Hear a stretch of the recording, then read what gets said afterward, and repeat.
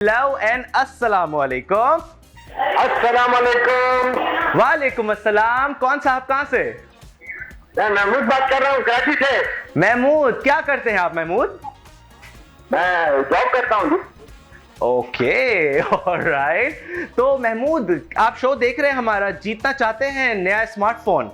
जी हाँ जी हाँ जी हाँ जी हाँ, alright alright.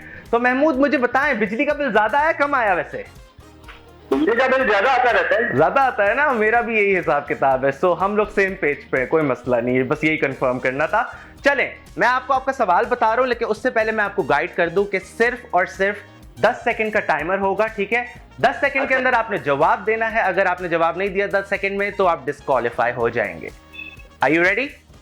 Yes yes ready. Alright Mahmood, so आपका सवाल ये है, वो क्या चीज है जिसकी आंखें नहीं होती फिर भी रोती है, पर नहीं होते फिर भी उड़ती है?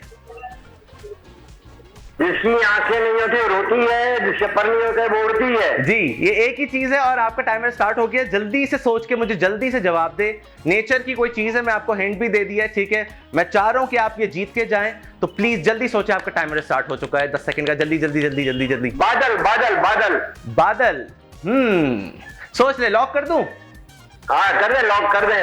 ओके, सो फाइनली हमारा स्मार्टफोन जा चुका है महमूद फ्रॉम कराची। बहुत बहुत मुबारक हो।